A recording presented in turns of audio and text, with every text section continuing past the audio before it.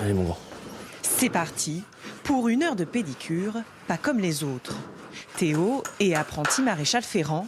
Il doit ferrer pas moins de 4 chevaux par jour, tout en composant avec le poids de l'animal qui frôle souvent les 600 kilos.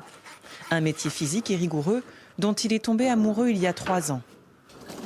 C'est à la fois un métier qui reste très manuel, mais aussi qui demande beaucoup de réflexion.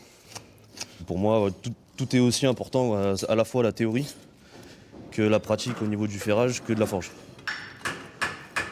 Il faut d'abord retirer le vieux fer, enlever le surplus de cornes, avant de battre un nouveau fer à la forge et le poser sur le pied du cheval.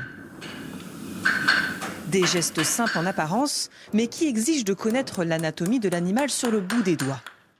On n'est pas juste des poseurs de fer, on ne prend pas juste un fer qu'on va mettre sous le pied du cheval. Il y a vraiment toute une recherche, toute une théorie à savoir et à appliquer. Voilà, là, effectivement, ça peut vous paraître peut-être assez simple pour vous, mais dans notre tête aussi, il y a plein de questions qui se posent à ce moment-là. Pourquoi je vais faire ça à tel endroit, comment je vais le faire, etc. Et oui, c'est concrètement ça, on fait vraiment la chaussure sur mesure. Et le maître n'est jamais loin pour reprendre l'apprenti. Si ce métier connaît un regain d'activité depuis quelques années, 4 maréchaux ferrants sur 10 mettent fin à leur carrière plus tôt que prévu. C'est un métier passion.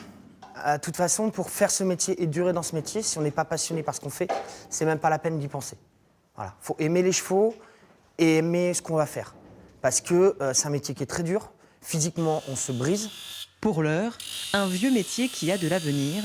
Membre de l'équipe de France, Théo va concourir dans quelques jours au championnat du monde de maréchalerie en Angleterre.